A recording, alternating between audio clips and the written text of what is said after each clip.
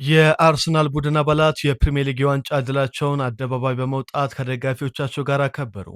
የአሰልጣኝ ሚኬል አርቴታ ቡድን ከ22 ዓመታት በኋላ ያሸነፈውን የእንግሊዝ ፕሪሚየር ሊግ የዋንጫ ድል በለንደን ጎዳናዎች በከፍተኛ ቁጥር ከወጡ ደጋፊዎቻቸው ጋር በመሆን ተዘዋውሮ አክብረዋል።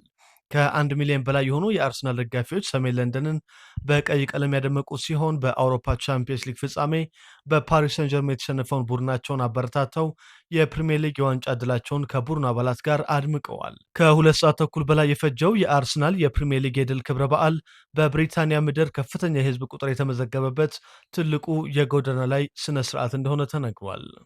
የአውሮፓ ቻምፒየንስ ሊግ ዋንጫን ያሸነፈው የፓሪስ ሰን ጀርመን ቡድን አባላት ፓሪስ ገብቷል። ለተከታታይ ሁለተኛ ጊዜ የአውሮፓ ቻምፒየንስ ሊግ ዋንጫን ያሸነፈው ፓሪስ ሰን ጀርማ በአይፍል ታወር አቅራቢያ ከደጋፊዎቻቸው ጋር የዋንጫ ክብረ በዓላቸውን አክብረዋል። ፓሪስ ሰን ጀርማ ቡዳፔስት ላይ ሻምፒዮን በሆነበት ምሽት በተፈጠረ ረብሻ ምክንያት የፓሪሱ ክለብ የድል ክብረ በዓል በከፍተኛ የጸጥታ ኃይሎች ቁጥጥር ታጅቦ ከ100,000 ባልበለጡ ደጋፊዎች ፊት በጎዳና ላይ ተከቧል። የፓሪስ ሰን ጀርማ ኮከብ ኦስማን ዴምቤሌ በቀጣይ የውድድር ዓመት ሶስተኛውን የቻምፒየንስ ሊግ ዋንጫ ወደ ፓሪስ ለማምጣት እንፋለማለን ሲል ለደጋፊዎች መልእክት አስተላልፏል። ክቪቻ ክቫራትስኬሊያ የ2025-26 የውድድር ዘመን የአውሮፓ ቻምፒየንስ ሊግ ኮከብ ተጫዋች ተብሎ ተመረጠ። የሻምፒዮኑ ፓሪስ ሰን ጀርመን የመስመር አጥቂ በውድድር ዓመቱ በ16 የቻምፒየንስ ሊግ ጨዋታዎች 10 ጎሎችን አስቆጥሮ 6 አሲስት በማድረግ 16 የጎል ተሳትፎ አስመዝግቧል። ኦስማን ዴምቤሌ በ2025 የቻምፒየንስ ሊጉ የዓመቱ ኮከብ ተጫዋች ተሸላሚ ነበር።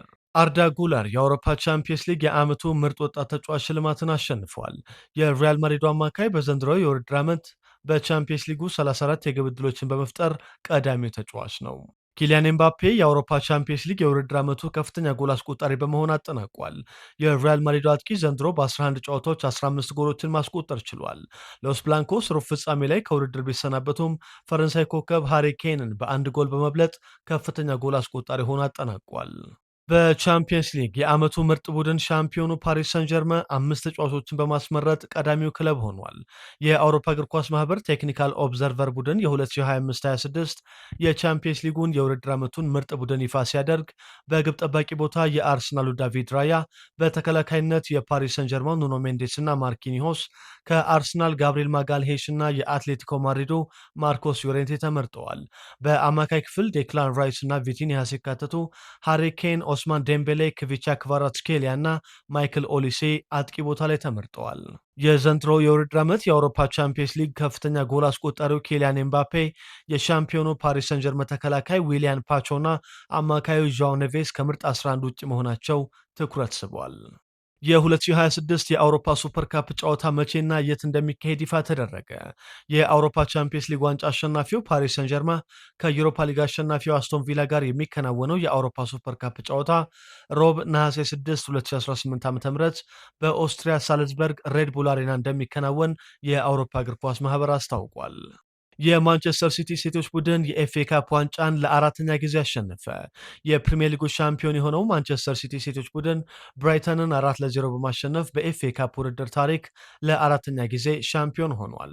የሴቶች ቡድኑን ድል ተከትሎ ማንቸስተር ሲቲ ዘንድሮ በወንዶች ዋናው ቡድንና በወጣት ወንዶች በሶስት የተለያዩ ውድድሮች በኤፍኤ ካፕ የሶስትዮሽ ዋንጫ አሸናፊ በመሆን ታሪክ ሰርቷል። ኢብራሂማ ኮናቴ ከሊቨርፑል ጋር እንደሚለያይ ይፋ ሆነ። ፈረንሳዊው የመሃል ተከላካይ ውሉ በመጠናቀቁ ከሊቨርፑል ጋር እንደሚለያይ ክለቡ አስታውቋል። የ27 ዓመቱ ኢብራሂማ ኮናቴ በሪያል ማድሪድ እና ፓሪስ ሰን ጀርማ እየተፈለገ ሲሆን የሳውዲ አረቢያ ክለቦችም የተጫዋቹ ፈላጊ መሆናቸው የተዘገበ ይገኛል። ከ5 ዓመታት በፊት ከአርቢ ላይፕዚግ ሊቨርፑልን የተቀላቀለው ኮናቴ በሁሉም ውድድሮች ለመርሲሳይዱ ክለብ 183 ጨዋታዎችን አከናውኗል። ኒኮላስ ኦታሜንዲ በነፃ ዝውውር ሪቨር ፕሌትን ተቀላቀለ። የዓለም ዋንጫ አሸናፊው የመሃል ተከላካይ በቤንፊካ 6 ዓመታትን ካሳለፈ በኋላ በነፃ ዝውውር በ18 ወራት ውል ለአርጀንቲናው ክለብ ፈርሟል። የ38 ዓመቱ ኒኮላስ ኦታሜንዲ በፖርቶ፣ ቫሌንሲያ፣ ማንቸስተር ሲቲ እና ቤንፊካ ቆይታ ካደረገ ከ16 ዓመታት በኋላ ወደ ሀገሩ አርጀንቲና ተመልሷል። ሉዊስ ሱዋሬዝ ከ2026ቱ የዩራጓይ የዓለም ዋንጫ ስብስብ ውጭ ሆነ። የኢንተር ማያሚው አጥቂ በአሰልጣኝ ማርሴሎ ቤልሳ ባለመመረጡ በ2026 ዓለም ዋንጫ ዩራጋይን እንደማይወክል ተረጋግጧል። የዩራጋይ ብሔራዊ ቡድን የምንጊዜም ከፍተኛ ጎል አስቆጣሪው የ39 ዓመቱ ሱዋሬዝ በ2024 ከብሔራዊ ቡድኑ ራሱን ቢያገለም በዓለም ዋንጫው ለመሳተፍ ሲል ወደ ቡድን ለመመለስ ዝግጁ መሆኑን አስታውቆ ነበር። ዩራጓይ በዓለም ዋንጫው ምድብ 8 ላይ ከሳውዲ አረቢያ፣ ኬፕ ቨርድ እና ስፔን ጋር ተደልድላለች። የማንቸስተር ዩናይትዱ ታይለር ፍሌቸር ለስኮትላንድ ብሔራዊ ቡድን ጥሪ ቀረበለት። የቢሊ ጊልሞርን ጉዳት ተከትሎ አሰልጣኝ ስቲቭ ክላርክ ለ19 ዓመቱ የማንቸስተር ዩናይትድ አማካይ ጥሪ አቅርበዋል። የቀድሞው የማንቸስተር ዩናይትድ እና የስኮትላንድ ብሔራዊ ቡድን አማካይ የዳረን ፍሌቸር ልጅ የሆነው ታይለር ፍሌቸር ስኮትላንድ ኩራሳኦን 4-1 ባሸነፈችበት የወዳጅነት ጨዋታ ላይ ለብሔራዊ ቡድኑ የመጀመሪያ ጨዋታውን አከናውኗል። በዓለም ዋንጫው ስኮትላንድ ምድብ 3 ላይ ከሄይቲ፣ ሞሮኮ እና ብራዚል ጋር ተመድባለች። በዓለም አቀፍ የአቋም መፈተሻ ጨዋታዎች ብራዚል፣ አሜሪካና ጀርመን አሸንፈዋል።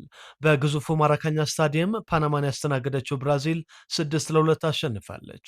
የአሰልጣኝ ካርሎ አንቼሎቲ ቡድን ጎሎች ቪኒ ጁኒየር፣ ካሴሚሮ፣ ራያን፣ ፓኬታ፣ ኢጎር ቲያጎ እና ዳኒሎ አስቆጥረዋል። ካሴሚሮና ቪኒ ጁኒየር ከጎል በተጨማሪ አንዳንድ አሲስት አስመዝግበዋል። የማንቸስተር ዩናይትዱ ማቴዎስ ኩንሃ በራሱ ላይ ጎል ባስቆጠረበት ጨዋታ የቦርንመዙ የመስመር ተጫዋች ራያን ለብራዚል ብሔራዊ ቡድን በመጀመሪያ ጨዋታው ጎል ማስቆጠር ችሏል። የዓለም ዋንጫ አዘጋጇ ሀገር አሜሪካ ሴኔጋልን 3-2 ረታለች። ኖርዝ ካሮላይና ሻርለት ላይ በተካሄደው ጨዋታ የአሰልጣኝ ማውሪሲዮ ፖቼቲኖ ቡድን በክርስቲያን ፑልሲች፣ ሰርጂኖ ደስት እና ፎላሪን ባሎጉን ጎሎች ሴኔጋልን አሸንፏል። የአልናስሩ ሳዲዮ ማኔ የቴራንጋ አንበሶቹን 2 ጎሎች አስቆጥረዋል። የአሰልጣኝ ዩሊያን ናግልስማን ቡድን ጀርመን ማይንዝ ላይ ፊንላንድን አስተናግዶ 4-0 አሸንፏል። የስቱትጋርቱ ዴኒዝ ኡንዳቭ 2 ጎሎችን ሲያስቆጥር ፍሎሪያን ቪርዝ እና ጀማል ሙሲያላ አንዳንድ ግብ አስገኝተዋል። በሌሎች ጨዋታዎች ስዊዘርላንድ ዮርዳኖስን 4-0፣ ዩክሬን ፖላንድን 2-0፣ ኬፕ ቨርድ ሰርቢያን 3-0 እና ጃፓን አይስላንድን 1-0 አሸንፈዋል። ዓለም አቀፍ የአቋም መፈተሻ ጨዋታዎች ዛሬም ቀጥለው ሲከናወኑ ኖርዌይ ከስዊድን ምሽት 2 ሰዓት ኦስሎ ላይ የሚያደርጉት ጨዋታ ይጠበቃል። ተርኬ ከኖርዝ ማሴዶኒያ እና ኦስትሪያ ከቱኒዚያ ዛሬ ምሽት የሚካሄዱ ሌሎች ተጠባቂ ጨዋታዎች ናቸው።